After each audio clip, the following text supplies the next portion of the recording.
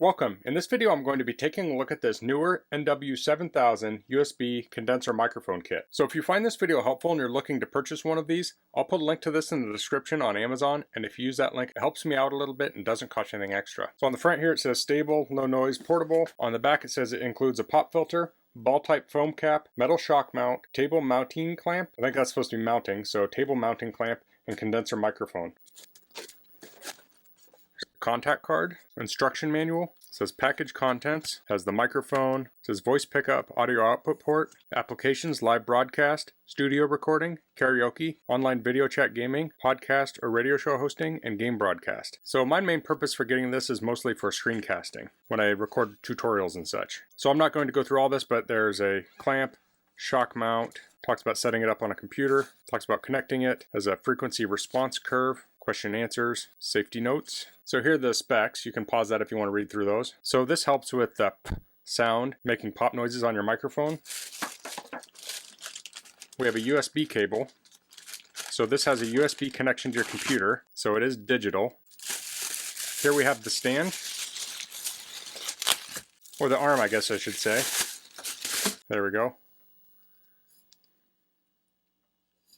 Feels pretty lightweight. I'm guessing that's aluminum. Here's the clamp. Seems like this is cast, so this could clamp onto a desk or table. The arm goes in there, and this holds it tight. Here's the foam. Got kind of smashed. Shock mount. And this is the microphone itself. So this has a USB interface on it. I don't see any switches or buttons. So there's the shock mount. You can see it has foam in here, and this shock cord that separates the inside from the outside. That keeps vibrations coming up from the arm into the microphone. So the first thing I'm going to do is put this clamp on my bench. So that clamps on like so. Next I'll put the arm in here, so I'll loosen this up until this slips in. I don't feel like that's going all the way down. Well, maybe that's good. I'm actually going to reposition this real quick. I'll slide this down. The shock mount will go on here.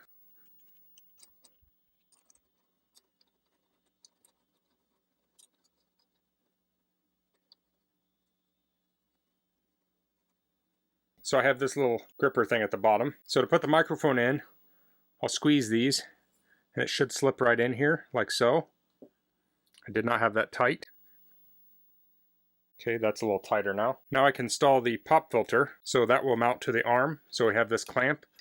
We'll clamp onto the arm here. About like that. And then this can position in front of the microphone, like so. So now I'll plug the USB into the bottom of the microphone, so I can lift this up a little bit.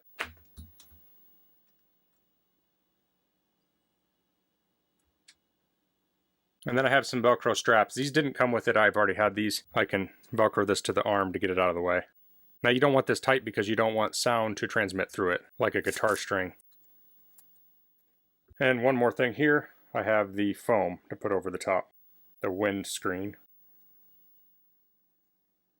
There we go. So now I'm going to plug this into my computer, then I'll go over the setup. So on my software on the Mac, it says WOER, it says WOER. That is the input I chose. So now this is a sample recording from the microphone. So this is recording from the Neewer microphone, and this is recording from the microphone I normally record with. So as I'm recording this, I don't know what it sounds like yet, so I don't know if it's better, worse, or about the same. Hopefully it's not worse, because I would like to have a microphone I can keep plugged into my computer to record my screencasts. So that's all I'm going to cover in this video. If you have any questions, please leave them in the comments. If you like this video, please click like. If you haven't subscribed to my channel, I'd appreciate it if you could do that. And thanks for watching. Until next time, goodbye. So this is a sample screen recording I'm doing. I'm going to convert a file from Jpeg to PNG using a command line utility called convert.